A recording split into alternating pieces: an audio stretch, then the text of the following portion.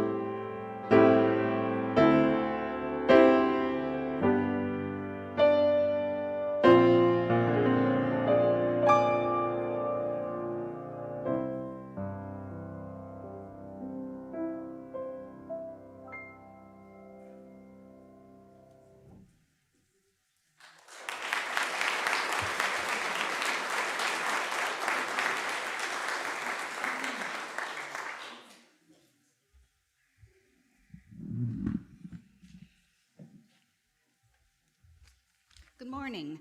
My name is Jean Ferlin, a member of Sunnyhill's pastoral care team. Our mission is to reach out to members of the congregation who are going through challenging or significant life events, whatever they are. It's our personal connections that offer a kind of loving presence, and that is what binds Sunnyhill together. The pastoral care team is good at listening, and we're here for you. If you'd like to know more, please seek me out after the service. Each week at this time, we share joys and sorrows submitted by our members. They may be submitted online from our website, sunnyhill.org, or by filling out a paper form in Fellowship Hall. After each joy or sorrow that I read, please respond by saying, "We hold you in our hearts." A sorrow from Jeannie Zhang. My son Matt is a school psychologist in Pittsburgh Public Schools.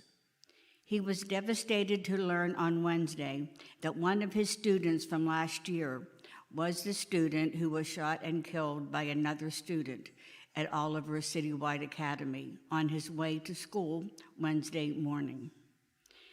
Many of Matt's students lead lives that most of us cannot even imagine. Many of his students have witnessed shootings or other violence. Please keep all of these children in your thoughts and prayers. To Matt and Jeannie and children everywhere, we hold you in our hearts. A joy/sorrow from Amy Kent. In 1997, Bruce and I moved to Pittsburgh from New York City.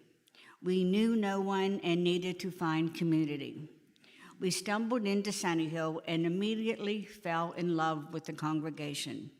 We started teaching RE, and the rest is history. Sunnyhill has been there through miscarriages, births, deaths, and everything in between for the past 26 years. I am very grateful to have found our people. Today, the day she wrote this, last week, I am moving to Ohio to be closer to family. I will miss the people of Sunnyhill who have become like family to us. I will see you at GA and Cersei. Take care, Sunnyhill. Love to all. To Amy and Bridget, we hold you in our hearts. And a joy from Vicki Chan and Maya. Vicki says, a big congratulations to Michael Hawk, our partner and father, for completing a huge accomplishment, a master's degree in software engineering at Harvard with a 4.0 GPA. We are so proud of him and his lifelong love of learning. To Michael, Vicki, and Maya, we hold you in our hearts. And finally, a joy from the Caring Committee. Congratulations to Patty Cook for receiving the Mount Lebanon Community Relation Board's 2023 Community Service Award. Look on our bulletin board out in Fellowship Hall for the article from Mount Lebanon Magazine. To Patty, we hold you in our hearts. As we listen to our musical meditation, we invite anyone who feels so moved to come forward, light a candle, place it in the sand, and then return to your seat.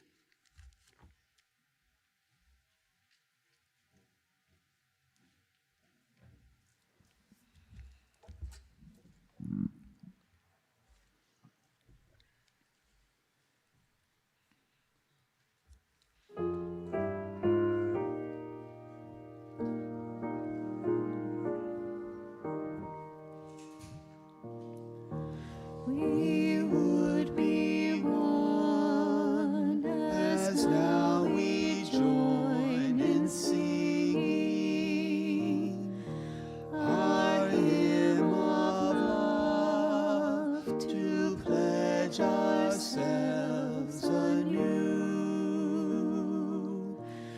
to that high cause of greater understanding.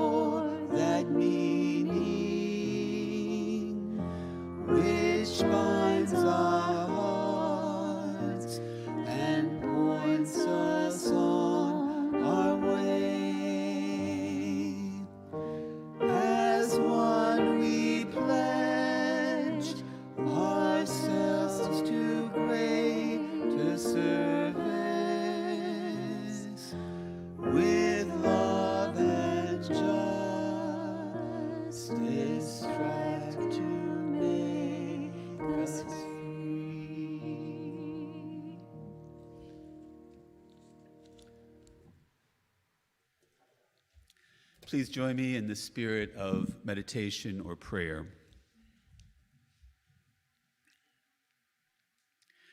We come to this hour filled with sorrows, filled with joys, filled with hopes, with anxieties, with fears, with dreams.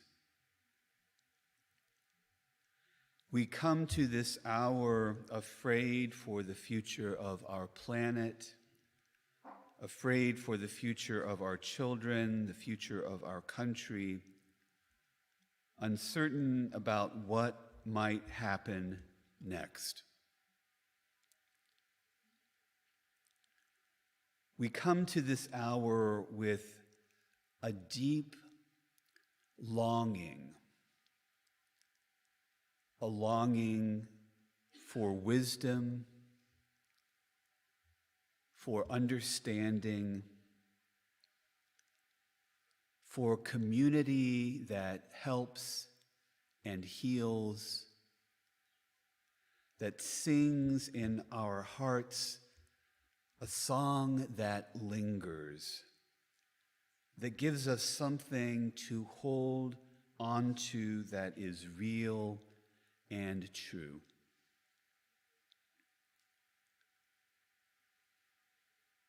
Let us linger for a moment of silence as we hold together all those feelings, all those fears, all those longings in the warmth and love of this gathered community.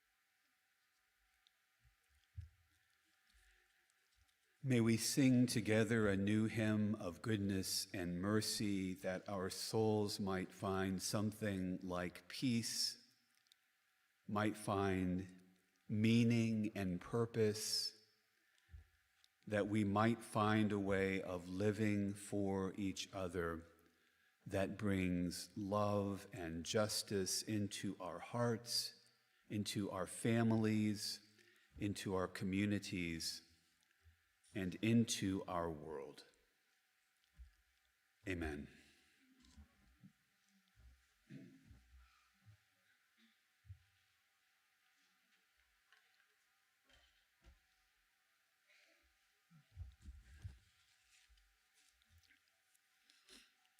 Like most national holidays, Memorial Day is complex and multifaceted, both in its origins and in the way much of its meaning has been changed or even distorted over the last 150 years or so.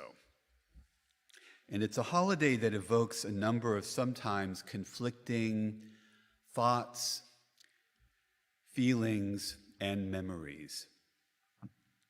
Thoughts about the nature of war and how it is sometimes glorified, sometimes scorned, and never fully understood. Feelings about the loss of family members who died in conflicts that sometimes seem noble and sometimes absurd. Memories of laying flowers on graves, of parades, of patriotic posing, and heartfelt tears, and attempts at justifying or burnishing death and loss with the waving of so many flags. Many of us were taught that the holiday began in 1868 when the Union Veterans Group, the Grand Army of the Republic, instituted the practice of decorating the graves of those who died in the war on May 30th of each year, a practice that quickly spread through both the North and the South. In some parts of the country, it was known as Decoration Day, and still is in some places. But of course, nothing is quite as simple or straightforward as we might think. In fact, the first celebration of Memorial Day apparently took place on May 1st of 1865 in Charleston, South Carolina. David W. Blight, a professor of history at Yale University, provides this description. During the final year of the war, the Confederates had converted Charleston's Washington Racecourse and Jockey Club into an outdoor prison. Union captives were kept in horrible conditions in the interior of the track.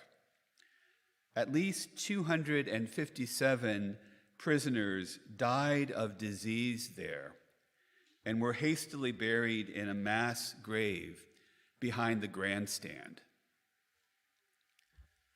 After the Confederate evacuation of Charleston, Black workmen went to the site, reburied the Union dead properly, and built a high fence around the cemetery. They then staged a parade of some 10,000 people on the track. Afterward, the crowd dispersed into the infield and enjoyed picnics, listened to speeches, and sang hymns and songs. That first Memorial Day was truly a holiday, a holy day in every sense of the term. It was a time of remembrance of the suffering of enslaved people and the long, bloody struggle for their emancipation, their freedom. But for most of us here today, Memorial Day has been celebrated and experienced in a very different way, with little or no connection to this first celebration. My own memories of Memorial Day center around having been in the marching band.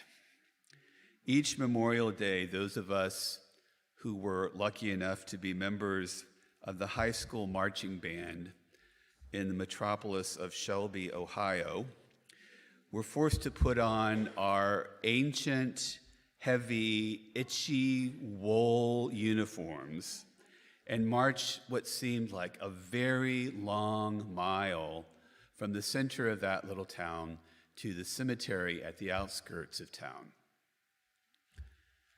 It always seemed stiflingly hot on those days, so most of my visceral memories center around being incredibly uncomfortable.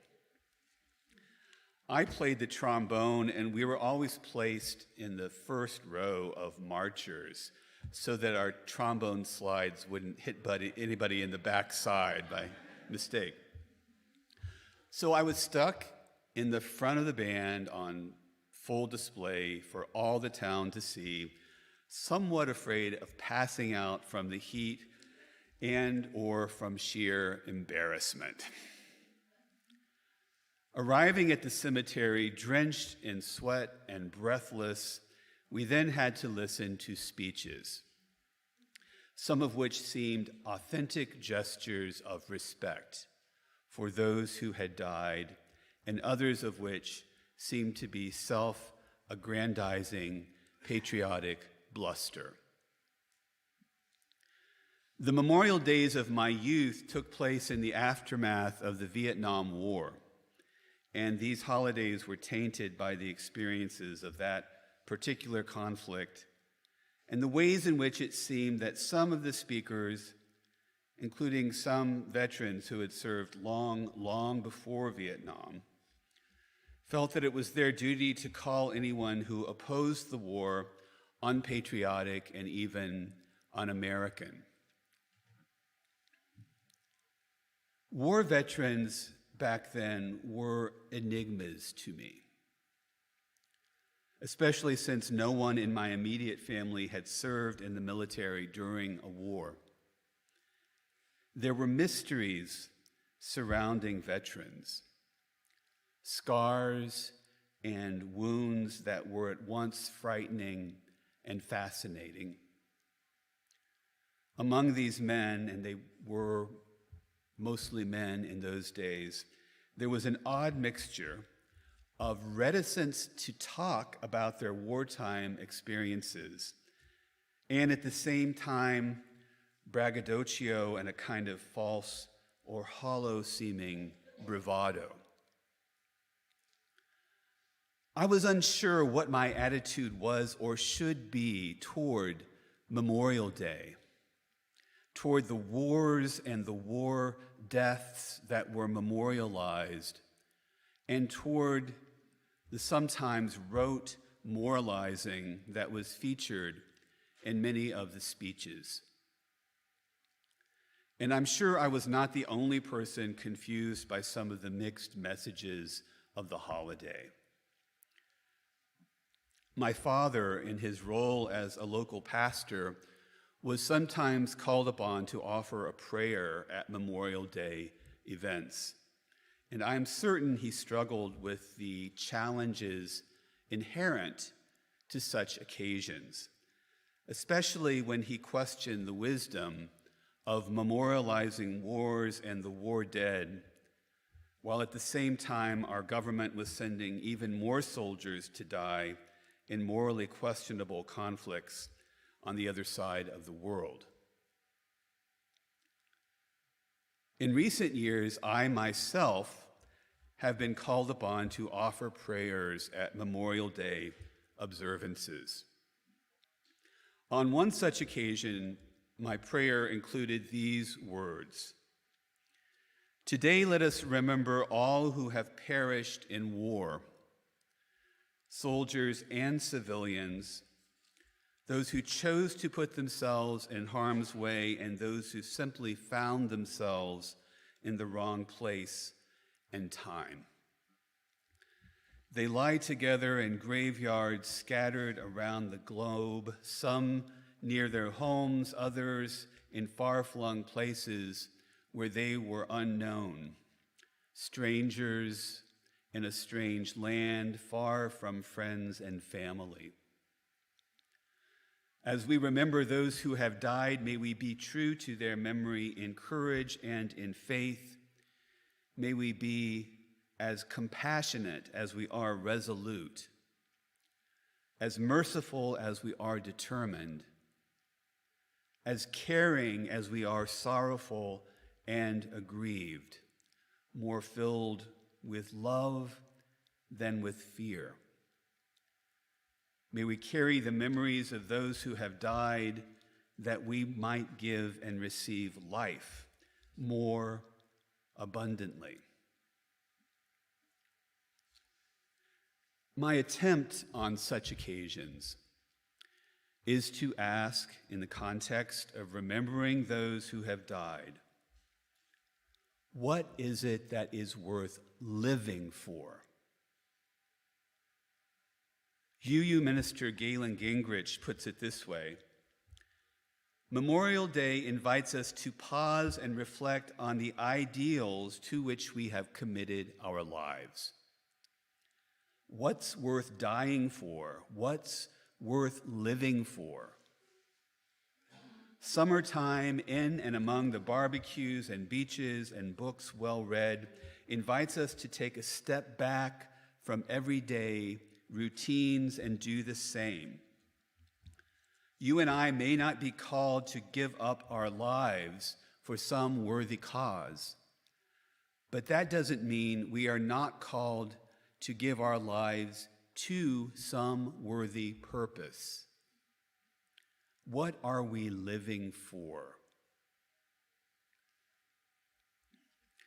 I remember as I was growing up, Civic leaders at least made some attempt, however flawed it may have been, to connect the loss of life in war with some larger moral or ethical principle.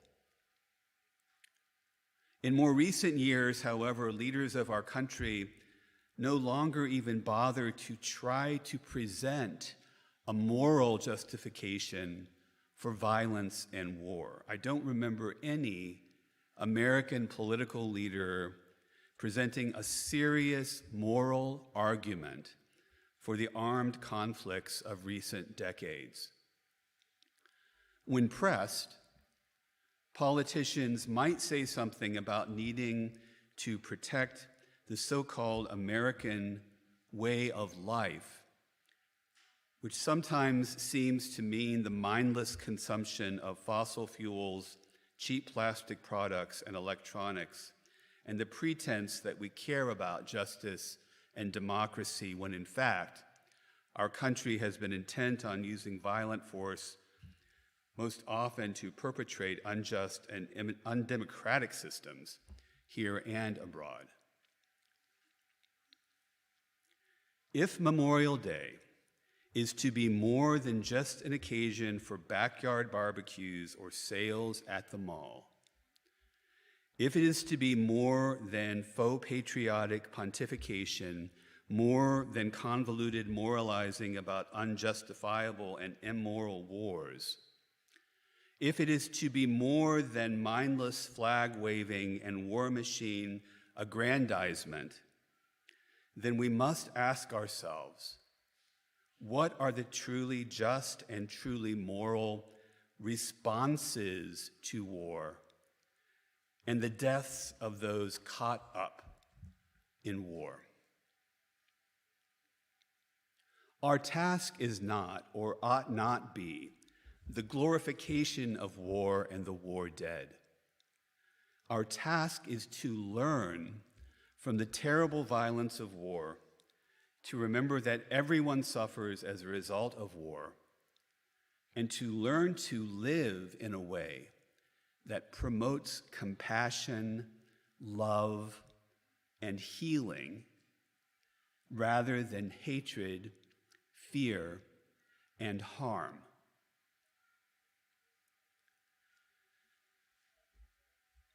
This poem by Marin Tirabassi, titled The Work of Memorial Day, modeled on the poem The Work of Christmas by Howard Thurman, reminds us that those who have died while serving this country in the military are as diverse as the nation itself, and that those who have served face challenges both while they are serving and when they leave the service. Many of these challenges have to do not only with the stress and strain of military service itself, but also with issues related to gender, class, race, ethnicity, and sexuality. The work of Memorial Day is not just to remember those who have died, but to honor their struggle by working for more inclusion, more compassion, and more justice. This is The Work of Memorial Day by Marin Tirabassi. Irving Berlin was an immigrant, and he gave us God Bless America. Catherine Lee Bates was a lesbian, and she gave us America the Beautiful. And how many are there, new American, transgender, lesbian, gay, queer in many names, people of every faith and no faith, who have served this country? And so, leaning into a saint of mine, Howard Thurman, let me say, when parades of middle school bands are over, and cemetery flowers and new flags droop, when the grills cool off and people return to work and school, the work of Memorial Day begins. To find the lost among our wounded, to heal the minds and bodies of everyone, to welcome the homeless from among all the nations and release those waiting to be deported, to celebrate our diversity from the inside out, to bring peace so there need be no more war, to find music in the heart, grateful to those who wrote it, and willing to sing for everyone who needs to hear. I hope and pray that this Memorial Day we will remember those who have died, certainly, but that we will also recommit ourselves to a way of living that restores wholeness and moral balance to a world that calls out for healing, for peace, for justice, for strength, for joy. May it be so. Amen. The hymn we're about to sing, Amazing Grace, begins with the line, well known, Amazing Grace, how sweet the sound that saved a wretch like me. As I've mentioned before, as UUs, we don't necessarily see our souls as being inherently wretched. But I do think that all of us feel wretched or experience wretchedness at some point in our lives. All of us sometimes feel as if nothing will get better, as if there is no hope, no way forward. And yet somehow, amid all of this wretchedness, grace sometimes breaks through, making a way out of no way, planting seeds of hope in the ground of our hopelessness, opening channels for unconditional love and acceptance to flow freely through our lives.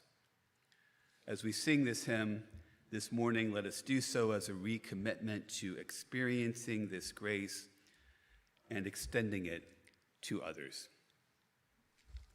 Please rise and body your spirit to sing Amazing Grace.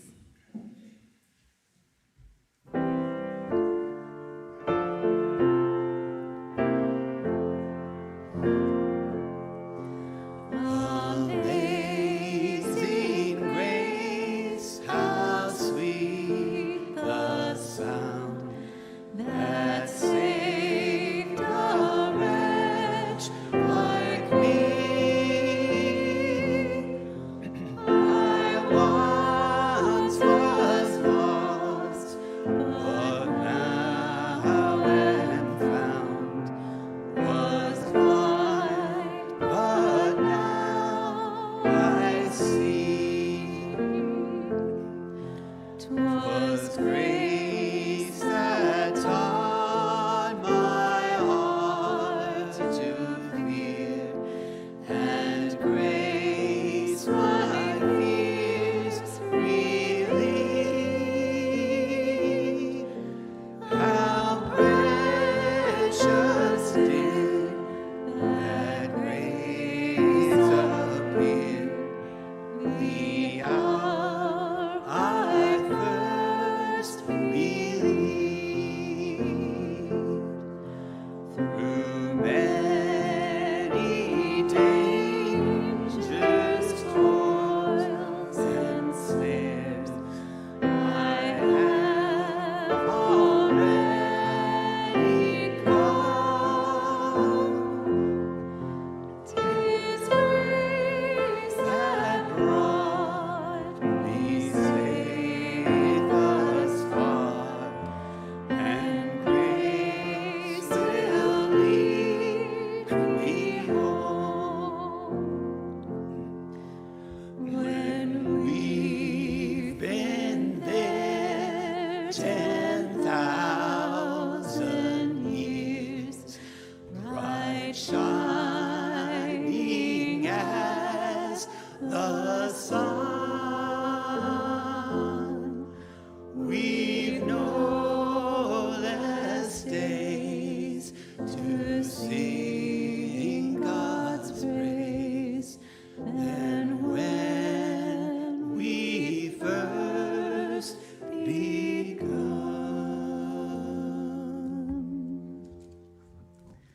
Thank you. Please be seated.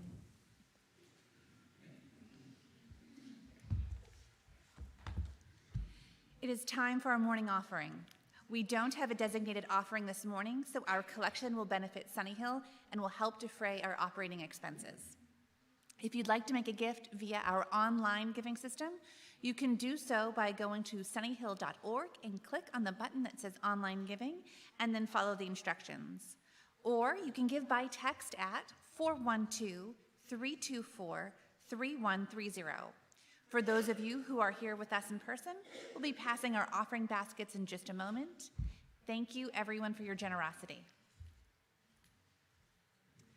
As you may have read in the beat, Buddy is going to be leaving his position as our pianist. This is not his last day. So, we'll let you know. But this song that we're about to sing is kind of on my Buddy bucket list of things I've always wanted to do with Buddy. So thank you for indulging.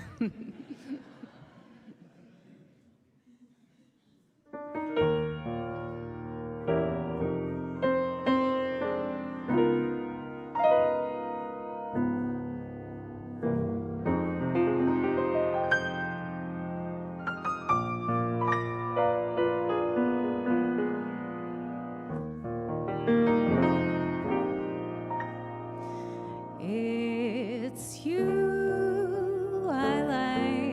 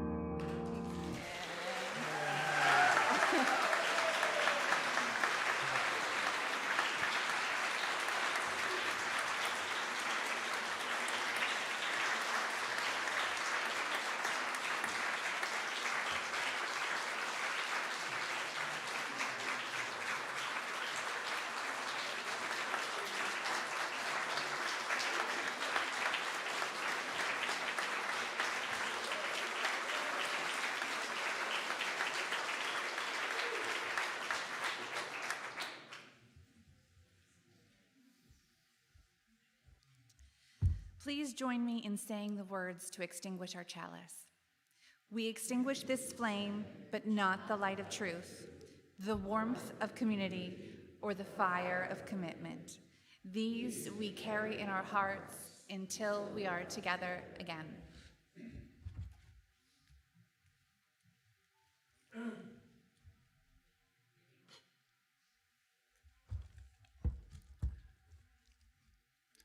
One brief announcement. We're having a Pride sign-making event here in the Fellowship Hall at the church at 12:30 today. Anyone who's going to participate or would just want to make signs, the Pittsburgh Pride March is coming up this Saturday, June the 3rd. Christy Craig, who is going to lead that sign-making party, is probably not going to be able to be with us as her mother's cancer has gotten to another stage and she may be entering hospice care. So if anyone who is here and is planning on being there would like to help lead that event, please let us know, and we'll look forward to seeing you then. I'll close with these words. That which is worthy of doing, create with your hands. That which is worthy of repeating, speak with a clear voice. That which is worthy of remembering, hold in your hearts. And that which is worthy of living, go and live it now. Go in peace.